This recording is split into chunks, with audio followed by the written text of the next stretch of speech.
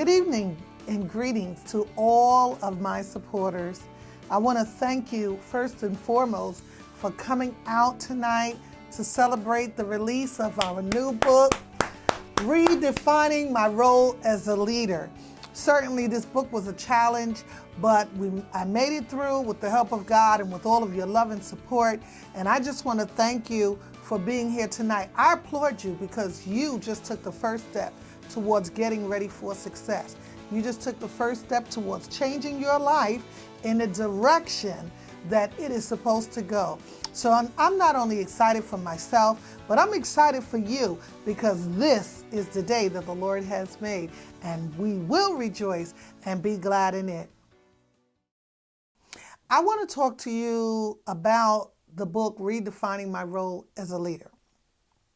As some of you know, and I will introduce myself to the rest of you, my name is Margaretta Young, and I am a director of several programs, the founder of Fountain of Hope Life Center Ministries. I'm an elder at the Rhema Covenant Church, and I'm a community activist, and I have various programs. However, I am also a psalmist, a writer, a motivational speaker, a life coach, and a professional and project developer. With that set in mind, this book was written during a challenging time in my life that depicts the transitional stage of circumstances that did not allow all of those wonderful gifts that I just said to you or spoke to you about to be displayed. I wrote the book in June of 2009, and I was writing the book during a transitional stage in my life. This transitional stage was not just a transitional stage of leaving from one place to another or moving. This transitional stage was emotional, it was psychological, it was financial hardship, as well as an economic depression downturn in my life, and it left me immobile. In 2008, I had an accident and I winded up in a wheelchair. I was in rehab for 4 months and away from my family. I could not walk. I had to learn how to walk again. But through it all, I decided that I was going to be the writer of my story. I decided that I was not going to let this disparity or challenging circumstances keep me down. I took control and I grabbed a hold of my life because I knew that the God that I served was not going to fail me. I knew that the God that I served was there and he was evident in my life. And because I was there when I needed to be in prayer and in fasting throughout my youth, God showed up for me. And so in this book, you will read about my leadership abilities, my leadership qualities and skills. However, Redefining My Role as a Leader is a very unique book. It's not just a book that goes right into leadership and tells you how you can advance from one level to the next. This particular book is unique because 80% of your leadership ability depends on you taking care of your vessel. There are a lot of people who are successful. They have climbed the corporate ladder, but they are very stressed out. They're very unhappy. They are overworked and underpaid. And some of them are not even performing in their gifting area. So I say to you, whatever you do, perform in your gifting area. This book is a self-help motivational guide to take you to the next level. And as I begin to write about my story, I was compelled to write for others who may be going through challenging circumstances like myself. Early one summer morning, I was sitting on my bed and I had been home for about 7 months and I was still walking with the walker and I was learning how to take care of myself again and move around without other people helping me. And this particular day, I was paying some bills, and I realized that there was not enough. And as I was paying these bills, it hit me like a ton of bricks. Where is your wealth? And when that question came to my mind, I was very heavy in my heart. And it caused me to begin to write, because I knew just a year and a half ago, I had a business, a very successful business. I had employees. I had money in the bank, but I had depleted everything. The cost of the health care alone was over $90,000 just for the health care costs. And had I not had insurance in place, I don't know how I would have paid those bills. I probably wouldn't have even gotten the help that I did get. However, I had depleted the checking account, the bank account, the savings account, any emergency funds that we had, income tax, and anything that I had.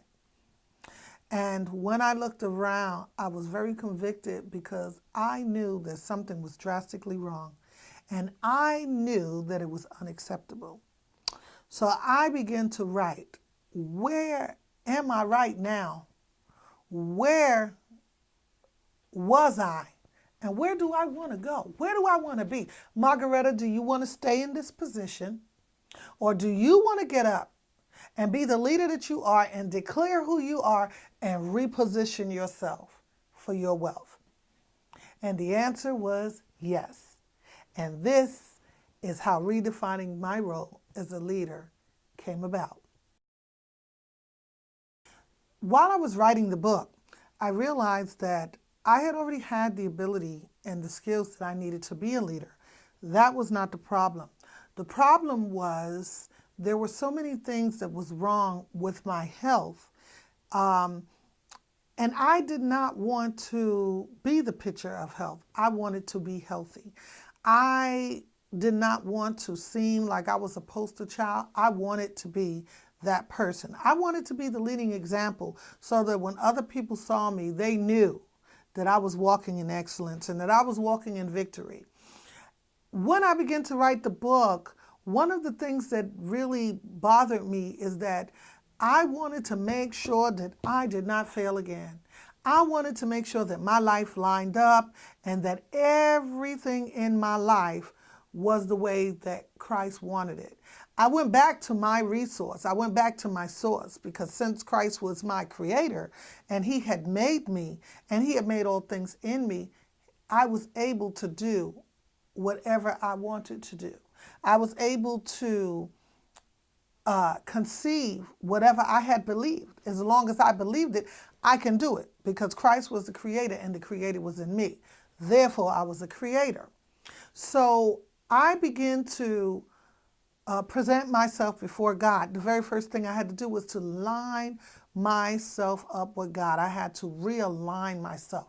I wanted to make sure that there was nothing missing and nothing broken. I wanted to make sure that everything lined up, that my Christian walk was not affected in any way, that I wanted to make sure that God was pleased with me and that I was doing his will. Because a lot of us, we are making plans for our lives, but is it in God's will? So I wanted to be in his will while I was writing this book, because I knew that my leadership ability didn't even come from me, it came from him. And every gift I had, I was going to use it. Therefore, I had to present myself before God. I had to prepare myself to be the leader that I wanted to be, so that I would delete any stumbling blocks that was headed my way. I wanted to obtain the peace of God that I needed, because it's okay to walk in your gift. It's okay to make money. Money solves matters, but the love of money is the root of all evil. However, I needed money to get what I wanted done, to work in the kingdom and advance my career. And so therefore, I had to present myself, I had to prepare myself, and I had to obtain my peace. The second thing that I had to do was, make sure that my vessel was okay. I had to take care of my godly vessel because God had given me this vessel. And, presenting yourself a living sacrifice does not mean just to live a righteous life, but present yourself living, not broken, not, downtrodden, not, so that when people see you and you display the love of God or even leadership abilities, you look like the picture of health. You are that person, and people could see right through you. Your vessel is to be taken care of because that's where your earthly treasures are. That is where your gifts lie on the inside. And that is where my problem came in. I was in a rehabilitation center because I had not taken care of my vessel. I was preaching, I was teaching, I had an after-school program, I even had a summer camp. I was writing curriculums, doing workshops and conferences and grant writing and in and out of meetings throughout the community. I was very much involved. But God is not pleased with that because He made me in His image and a portion of me was broken. And so when I fell, it was the fall that saved my life. That's when I realized I had so many things going on with me. There were so many things going on at one time. I had to begin to create schedules and meal plans and follow them. And so, glory be to God, I was taking 10 pills, but I'm down to 2 a day. And I'm taking care of my vessel and I feel good. Taking care of your vessel is really 80% of you being effective, just like your job interview is 80% of you getting the job, because people can look through you and they can tell whether you are effective. They can tell whether you are serious. They can pick up all kinds of energy from you. So your vessel has to be taken care of. You can do it sick, but you won't be as effective doing it as if you were healed. Last but not least, one of the other things that I had to take care of is my surroundings, the people around me, the things that I did, the places that I went, the books that I read, the music that I listened to. I had to create an environment that was conducive to leadership. I had to create an environment that was conducive to excellence, that was conducive to redefining who I was. I needed to determine my self-worth. And I could not do that attending all kinds of events and everybody's agenda, so I had to slow down. When I began to do that and go into a planning and preparation stage, other people saw it and it made a difference and they began to pour into my life. Yes, I was already a leader. I knew how to do business plans. I knew about marketing and advertisement, but that was not going to help me if my body was not up to par. So in this book, I admonish you and I encourage you to take care of your vessel first, align yourself with God, and make sure that there is nothing missing and nothing broken in your life. And I guarantee you, this book will allow you to recognize your gifts. It will allow you to develop your talents and your strengths. It will show you how to determine your self-worth so that your days of underselling yourself are over. And it will allow you to maximize your potential for creating streaming income. It's in your DNA, so I know that you can do it. You just need to know what you are good at and you need to get started on it. But make sure that your total life lines up, because your business should not be handled like your personal life. And if you do it like that, I guarantee you, your life will line up, your business will line up, your back office will be lined up, and people will see you. So, redefine yourself and your role as a leader. Determine your self-worth. It's in your DNA.